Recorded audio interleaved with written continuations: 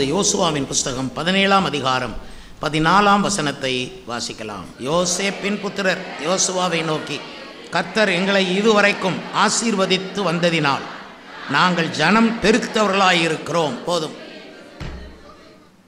எல்லாரும் ஜனப்பெருக்கம் என்று சொல்லுங்கள். அறிவு பெருத்தவன் நோவு பெருத்தவன் பைபிள் இருக்கு.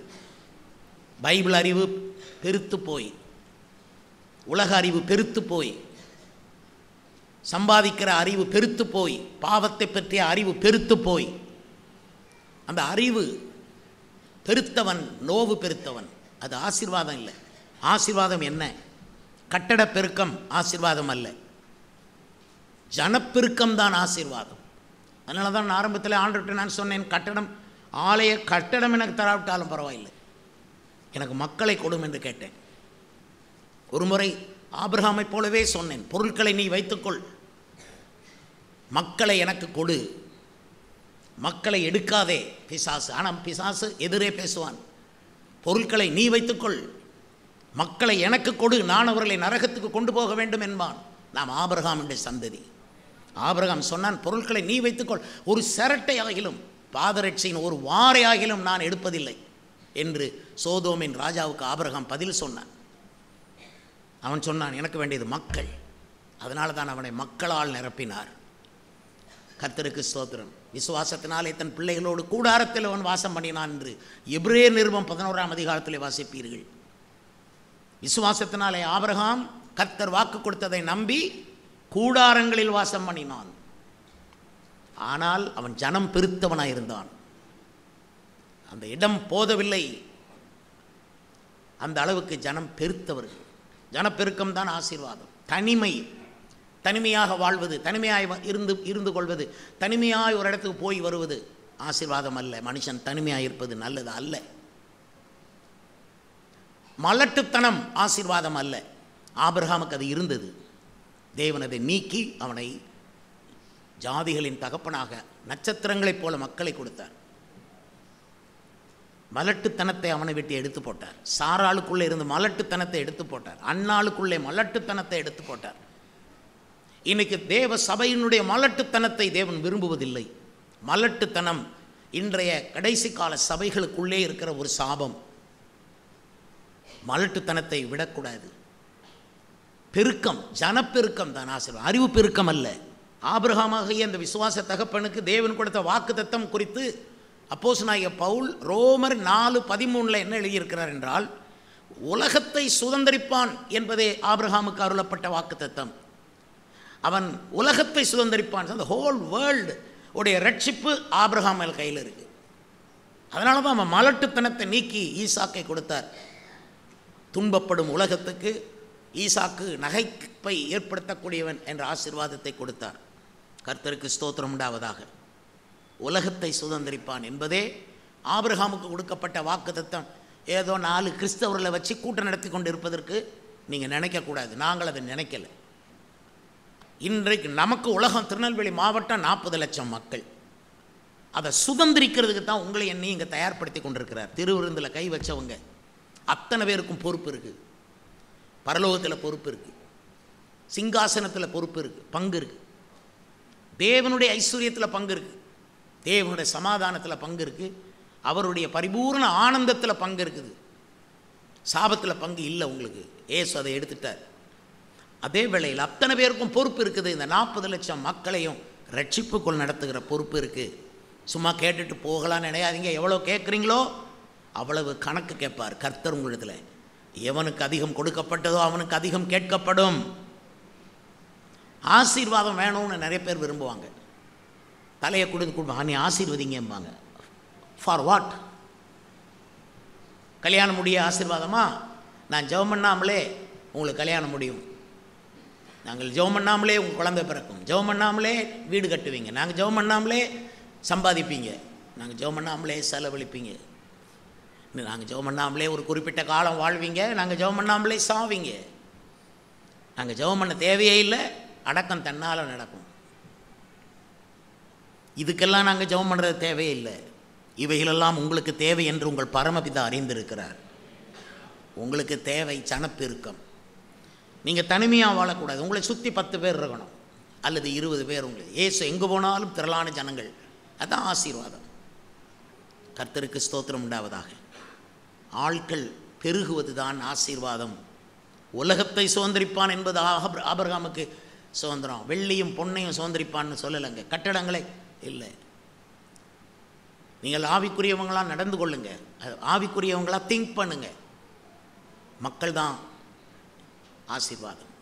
கிறிஸ்தவர்கள் அரசியலில் தலையிட அவங்களுக்கு நேரம் இருக்குது, தொழில் செய்து சம்பாதிக்க நேரம் இருக்குது, ஜாதி சண்டை போட நேரம் இருக்குது, அவர்களுக்கு ஒயின் ஷாப்பில் உட்கார்றதுக்கு நேரம் இருக்குது, தேவ சபைக்கு போகிறதுக்கு நேரம் இல்லை. Because they don't have a blessing. ஆசீர்வாதம் இல்லை. அன்னைக்கு யோசேப்பின் புத்திரர்கள் ஓடி வந்து சொல்லுகிறார்கள் யோசுவாவை பார்த்து, கர்த்தர் எங்களை ஆசீர்வதித்து வந்ததினாலே, இதுவரைக்கும் எங்களை ஆசீர்வதித்து வந்ததினாலே நாங்கள் ஜனம் பெருத்தவர்களாக இருக்கிறோம் என்றார்கள். யோசேப்பை கர்த்தர் ஆசீர்வதித்தார் முந்தைய காலம், அது உங்களுக்கு தெரியும். ஏன் யோசேப்பை ஆசீர்வதித்தார்? பல வருஷத்துக்கு அப்புறம் அவனோட புத்திரரை தேவன் ஏன் ஆசீர்வதிக்கிறார் என்பதையும் பாருங்கள். ஆனால் யோசேப்பு பெற்ற ஆசீர்வாதம் அவங்க சந்ததிக்குள்ளே நுழைஞ்சு போச்சு.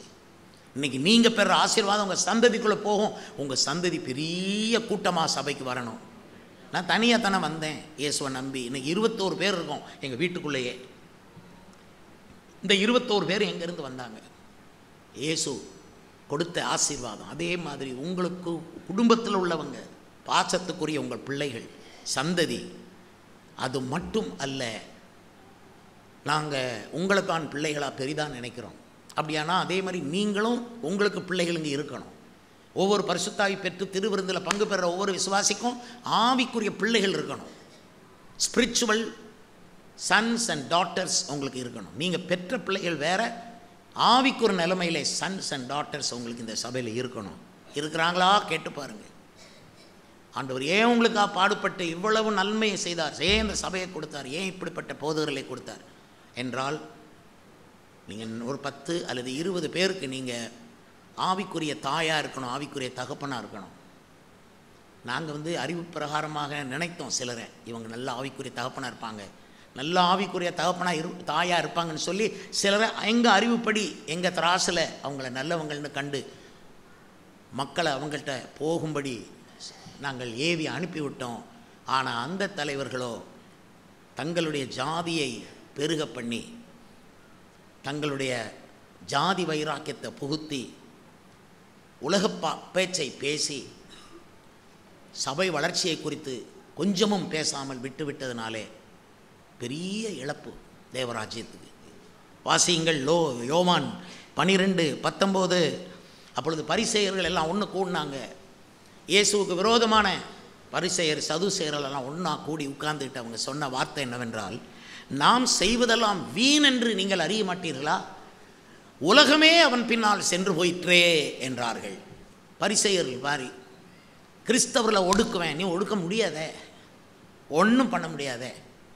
கர்த்தருக்கு ஸ்தோத்திரம் உண்டாவதாக. கிறிஸ்தவன் சுவிசேஷ வேலை செய்யலைன்னா ஒருத்தன் சண்டை போட்டே செத்துருவான். அதனால தான் சண்டை இல்லா சபை, சரியா, ஜாதி இல்லா சபை, வியாதி இல்லா சபை, கடனில்லா சபை, சாபமில்லா சபை, என்ன பிசாசு இல்லாத சபை. சிலர் எதுக்கு எடுத்தாலும் பிசாசும்பாங்க.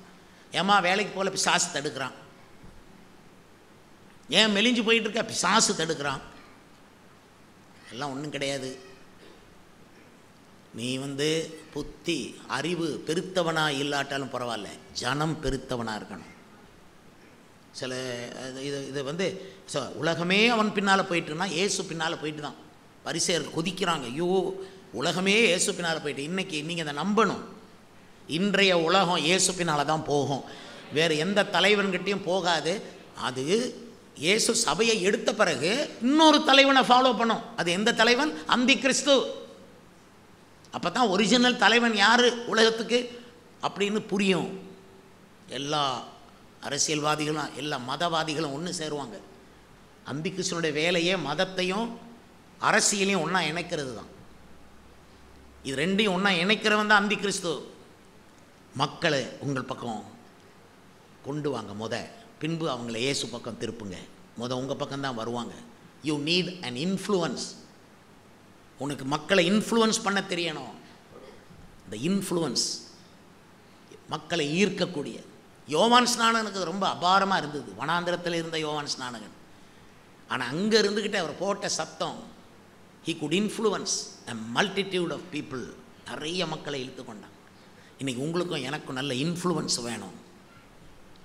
உங்களுக்கு என்ன இன்ஃப்ளூயன்ஸ் இருக்குது, அதை தேவன் பெருக பண்ணுவார். நீங்கள் உங்கள் உறவினர்களை இழுத்து கொள்ளக்கூடிய, உங்களுடைய நண்பர்களை வசீகரிக்கக்கூடிய, கிறிஸ்துவுக்காக பரலோகத்துக்காக வசீகரிக்கக்கூடிய அந்த வைராக்கியத்தை கர்த்தர் உங்களுக்கு தருவார். தந்தே தீரணும். ஆமேன்னு சொல்லுங்கள். எனக்கு தந்தே தீரணும் அப்படி சொல்லுங்கள். I should influence. ஒரு 1000 பேரை இன்ஃப்ளூயன்ஸ் பண்ணலன்னா நீ இருந்த எதுக்கு அப்படி நீங்களே உங்களை கேட்டு பாருங்க. டீ கடையில், சில டீ கடையில் பார்த்தீங்கன்னா ஈ அடிக்க ஆள் இருக்காது. ஆனால் சில டீ கடையை பாருங்கள், ஆளாக இருக்கும். அதுதான் ஆசீர்வாதம். ஏதாவது பண்ணி உங்களை சுற்றி ஆள் வரும்படி பண்ணுங்க. இன்றைக்கு நானும் உங்களுக்காக ஜெபிக்கிறேன். யோசேப்பின் புத்திரர்கள் சொன்னார்கள், இதுவரைக்கும் கர்த்தர் எங்களை ஆசீர்வதித்து வந்ததினால் நாங்கள் ஜனம் பெருத்தவர்களாக இருக்கிறோம். இதை திரும்ப திரும்ப நீங்கள் சொல்லணும். போன வாரம் பேசுனது அந்த வாரத்தோட கவுத்திட்டு போயிடாதீங்க. நீங்கள் நீண்ட காலம் வாழ வேண்டியவங்க. அடுத்த 50 வருஷத்துக்கு இது தேவைப்படும்.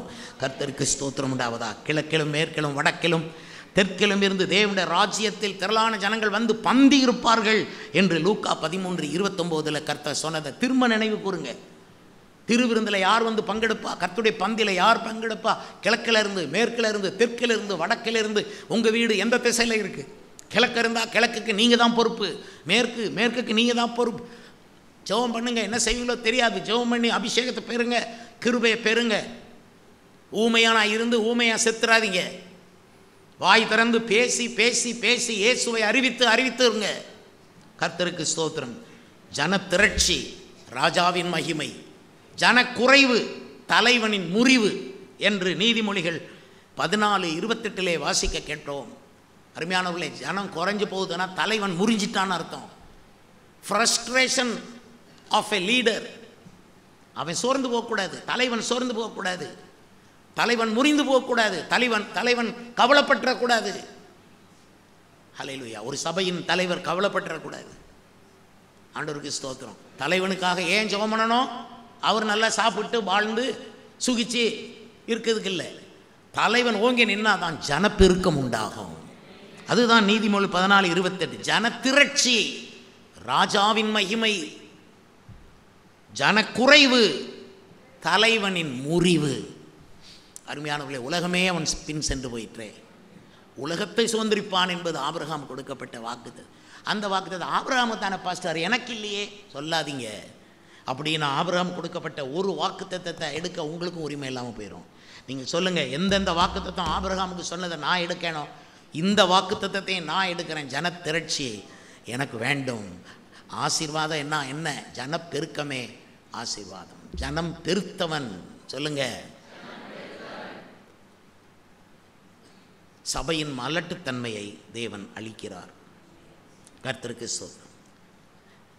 அதுக்கப்புறம் 47:9 சங்கீதத்தில் சொல்கிறாரு, பிரபுக்கள், ஜனங்களில் பிரபுக்கள் தேவனுடைய ஜனங்களாக சேர்க்கப்பட்டு வருகிறார்கள்.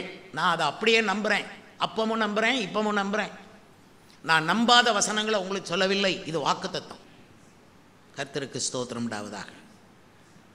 அதுக்கப்புறம் வசனம் நமக்கு சொல்லுகிறது, ஜனங்களில் ஐஸ்வர்யவான்கள் உன் தயவை நாடி வருவார்கள். இதை ஏன் நம்பக்கூடாது? நம்பலைன்னா ஏன் why we are sitting here? இதை நம்ப முடியாட்ட ஏன் உட்கார்ந்துருக்குறோம்? ஜனங்களில் ஐஸ்வர்யவான்கள். இதை நீங்கள் நம்பி எல்லாரும் ஆமேன்னு சொல்லி அறிக்கையிட்டீங்கன்னா அடுத்து வருவாங்க பாருங்கள், ஐஸ்வர்யவாங்களா கர்த்தர் சபையில் கொண்டாந்து சேர்ப்பார். ஏன்னா சபையில் கர்த்தர் தான் இழுக்கிறாருன்னு சொன்னேன். சபையில் ஆட்களை கொண்டு சேர்க்கறது யார்? அப்போஸ்தலர் 2ஆம் அதிகாரம் கடைசி வசனத்தை வாசித்து பார்த்தீங்கன்னா, ரட்சிக்கப்படுகிறவர்களை கர்த்தர் அனுதினமும் சபையிலே சேர்த்து கொண்டு வந்தார். அவர் ஊழியத்தை சீசர்கள் அப்போஸ்தலர் கையில் கொடுத்துட்டு எங்கேயோ போய் தூங்க போகல. இன்றைக்கும் சபைக்கு ஆளை கொண்டு வர்றதே கர்த்தர் தான். சபையில் சேர்க்குறாருன்னா கர்த்தர் தான். கர்த்தருக்கு ஸ்தோத்திரம். கர்த்தருக்கு உதவியாக நீங்கள் சிலதை பேசுவீங்க, யார்கிட்டையும் போய் பேசுவீங்க, உங்கள் கடமையை செய்வீங்க. ஒரு சபையில் சேரணுமானா அது சின்ன விஷயம் கிடையாது. சில பேர் டெஸ்ட் பண்ணுவாங்க, ஒரு சபையை 100 வருஷம் டெஸ்ட் பண்ணுவாங்க. தேவனுடைய பிள்ளைகளே, நமக்கு அப்படி இல்லை. நமக்கு ஒரு கூட்டம் கர்த்தர் தரப்போகிறார். நீங்கள் சபைக்கு மட்டும் நினைக்காதீங்க, உங்களுக்கும் கர்த்தர் மக்களை தரப்போகிறார். நான் உங்களுக்கு ஒரு 20 பேர் கர்த்தர் வச்சுருக்கார். ஒரு 20 பேரை நீங்கள் எலும்புன்னா எலும்புவாங்க, உட்காருன்னா உட்காருவாங்க. ஒரு 20 பேர் கர்த்தருடைய வீட்டுக்கு போவோம் வாருங்கள் அப்படின்னு சொன்ன உடனே ஒரு 20 பேர் உங்கள் பின்னால் வருவாங்க. அவங்க வாசித்து கொண்டே, பாடிக்கொண்டே, கைத்தட்டி கொண்டே உங்கள் பின்னால் வருவாங்க. எனக்கு ஆசை தான், ஆலயத்துக்கு வரும்போதே அவங்க வேனில் பாடிக்கிட்டே வந்து இறங்கணும். இந்த ஆட்கள் பாடிக்கிட்டே பஸ்ஸில் போகிறாங்களே, இந்த பாடிக்கிட்டே போகிறாங்களே, அவங்களாம் யார்? கோட்டை விசுவாசிகள்ங்கணும். இந்த அமைதியாக வந்துட்டு போய் கோயிலில் மட்டும் பாடுவாங்களாம், அதுக்கப்புறம் எங்கேயும் பாட மாட்டாங்களாம். அப்படி இல்லை, சபைக்கு வரும்போதே பாடிக்கொண்டே வரணும். அல்லேலூயா, அல்லேலூயா. தாவீது பாடிக்கொண்டு மட்டும் அல்ல, அவன் டான்ஸ் ஆடிக்கிட்டே வர்றான். எருசலேமுக்கு கொண்டு வரான் கர்த்தருடைய பெட்டியை, நடனம் பண்ணி மகிமையாக. எனக்கு அதான் பார்க்க ஆசையாக இருக்குது. ஒரு 30 இடங்கள்ல இருந்து மக்கள் அப்படி வர்றாங்க. 30 இடங்கள்ல இருந்து அவங்க மகிழ்வோம் மகிழ்வோம்னு அங்கே சத்தம் கேட்கு. திடீர்னு இங்கிட்டு சந்தோஷம் பொங்குதேன்னு சத்தம் கேட்கு. இந்த பக்கம் என்ன பாட்டு, வேறு ஒரு பாட்டு சத்தம். அங்கே பார்த்தா ஒரே பாட்டு சத்தம். என்னடா இது, அவ்வளோ பாட்டு பாடிக்கிட்டு இங்கே வர்றாங்க. இங்கே பாட்டை தொடங்குறாங்க. கர்த்தருக்கு ஸ்தோத்திரம். அத்தனை ரயில்வே பெட்டியும் இன்ஜினோட சேரும் நேரம் வரும். அல்லேலூயா. அங்கே ஒரு பெட்டி, இங்கே ஒரு பெட்டி, இங்கே ஒரு பெட்டி, இங்கே ஒரு பெட்டி, இங்கே ரயில் இன்ஜின். ஓ, பாட்டை பாடுனா கம்பீரமாக இருக்கும். கம்பீரமாக பாடுங்கள் சபை மக்களே, கைத்தட்டி பாடுங்கள். சகல ஜனங்களை கை கொட்டி தேவனுக்கு முன்பாக கம்பீர சத்தமாய் ஆர்ப்பரியுங்கள். அதுதான் சபை. வரப்போகிறது, நிரப்பப்பட போகிறோம். அல்லேலூயா, அல்லேலூயா, அல்லேலூயா, அல்லேலூயா.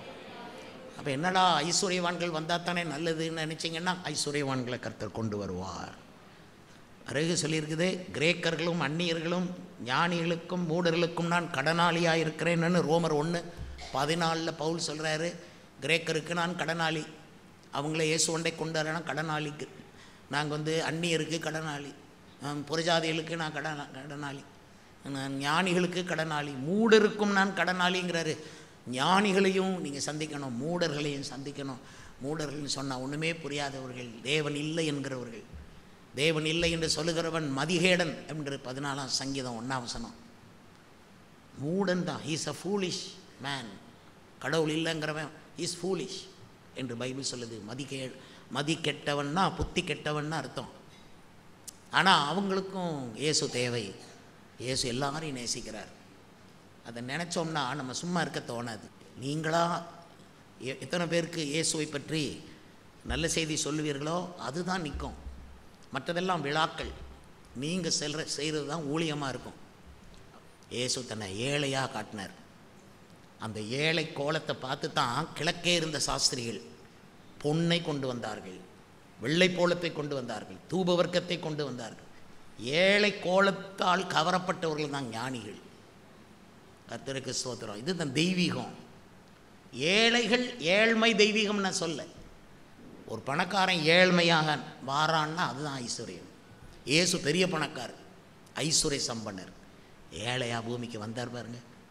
அவர் தான் தெய்வம்னு கண்டுகொள்ளக்கூடிய ஒரு வெளிப்பாடு நமக்கு கிடைச்சதே. மகிழ்ந்திருங்கள்.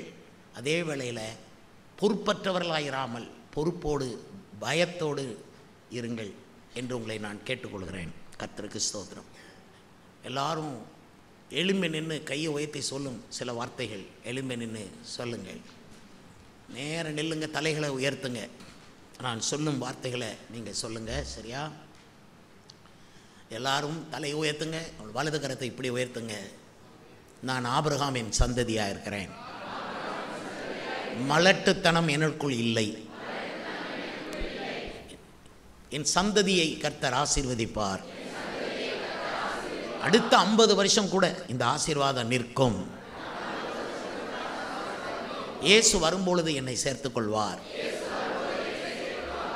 என் சபையை நான் ஆசீர்வதிக்கிறேன். என் சபைக்காகவும் நான் வாழ்கிறேன். என் குடும்பத்துக்காக மட்டுமல்ல, என் சபைக்காகவும் நான் வாழ்கிறேன். சபையின் பெருக்கம் ஆசீர்வாதத்தின் அடையாளம். கர்த்தர் எனது சபையை பெருக பண்ணி கொண்டு வருகிறார்.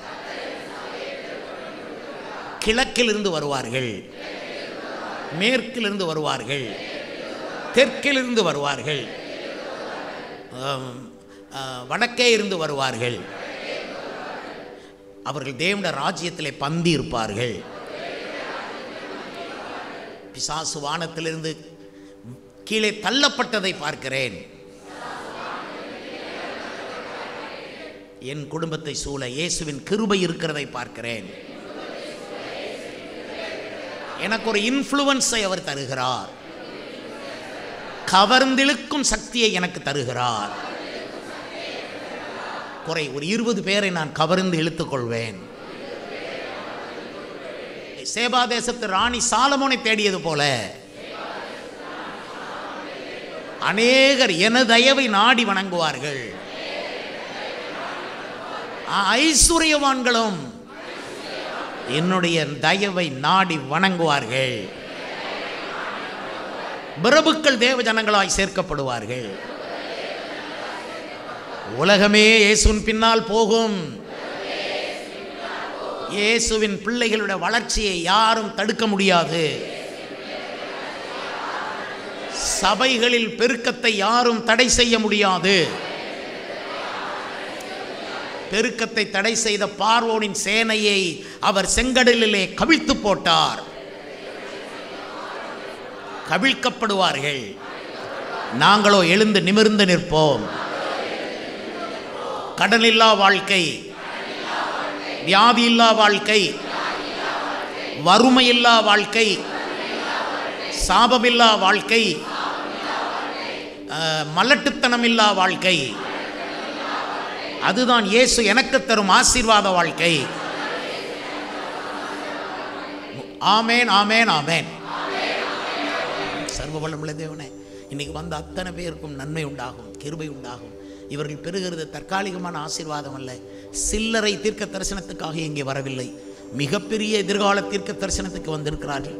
இவர்கள் எத்தனை வருடங்கள் பூமியிலே வாழ்ந்தாலும் இவர்கள் உயிருள்ள நாள் அளவும் ஒருவனும் இவர்களை எதிர்த்து நிற்பதில்லை. என் மோசையோடு இருந்தது போல எங்களோடு இருக்கப் போகிறீர். எங்களை கம்பீரமாகவே வைக்கப் போகிறீர், மகிழ்ச்சியாகவே வைக்கப் போகிறீர். நாங்களுக்கு பொன்னும் பொருளும் அல்ல, அதை விட மேலாக ஆத்துமாக்களையே நாங்கள் கேட்கிறோம். கட்டடங்களை விட ஆத்துமாக்களை கேட்கிறோம். அதை நீ தருகிறதுக்கா ஸ்தோத்திரம். சபையை ஆசீர்வதியும், மங்களமான உத்தரவு உண்டாவதாக. இயேசுவின் நாமத்தில் ஜெபிக்கிறோம் எங்கள் நல்ல பிதாவே. ஆமேன், ஆமேன்.